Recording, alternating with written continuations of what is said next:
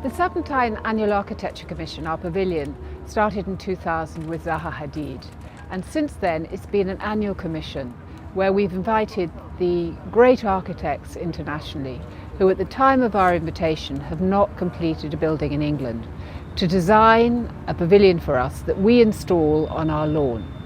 It's one of the 4 strands of our programs: exhibitions, architecture, education and public programs. And it has now achieved worldwide renown to the degree that last year in the art newspaper they nominated it as number 4 in the what they call design exhibitions, best attended exhibitions, design exhibitions globally. Every summer it's a new Serpentine. We have basically Serpentine 1, which is the Serpentine Gallery all year long, and then we have Serpentine 2, which is our new wing every summer for 100 days. We believe at the Serpentine that the best way to exhibit architecture and actually contribute to the debate of architecture is to offer the opportunity and possibility to experience architecture firsthand. Each summer, this is a new situation. It's almost like a second Serpentine, one can say. We can really mix the disciplines and bring things together which maybe otherwise would not come together.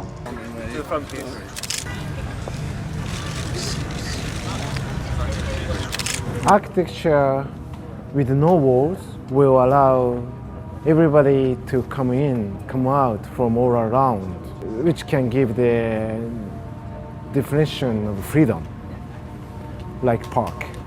This is one thing that we wanted to achieve. It's very honored for us to be a part of this continuity, and maybe also this continuity make some big power to I hope that to the architecture history. It is something of a sort of heroic endeavour, I would say, on everybody's part. And every year we learn a huge amount from the undertaking. Before the ground was broken, it was just a serpentine lawn. So it was absolutely nothing but a lawn with a gravel path going through. The initial part of it, we obviously put the hoarding round and prepare it, set it up as a site. We started by doing the reduced dig so we could get the slab in, which makes up the floor, and get the foundation in the beautiful curved shape you can see, which isn't the sort of average job for a normal groundworking company. The columns and the roof are part of the same sort of erection process. In order to get the roof up, a scaffold was erected. It was done in about 7 or 8 sections, the roof, and once we had a zone in place, which would be sort of about maybe 10 to 20 roof sections, that would all then be screwed in together and fixed to the columns, so it would be one complete area finished.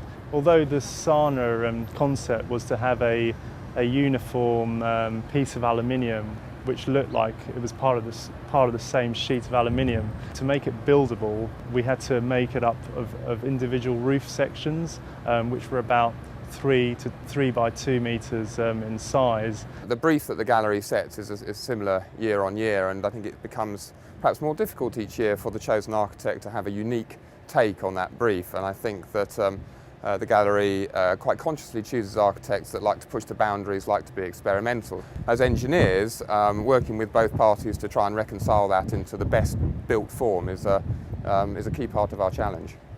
I think the buildings are always very interesting because they're a combination of art and architecture and usable structure at the end of the day. And each one has a different twist. The challenge is how do you interpret the brief differently enough to make it interesting year after year after year.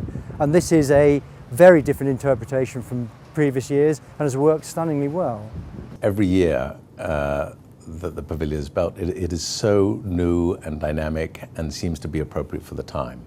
And I would say, this year in particular with the architects that they've chosen and the space that they've designed, it's so wonderfully fresh and open to the elements and light. So there were wonderful qualities about last year's pavilion. I think for the times, this year's pavilion is going to be pretty extraordinary. Cedric Price always said that the worst thing about art institutions or institutions at large is that they think they're going to last forever. Now, obviously the pavilion is a great invention. It's obviously the architecture commission. It is about architecture, but it's much more than that. It is also an invention basically of a model how a 21st century institution can produce in a dynamic way.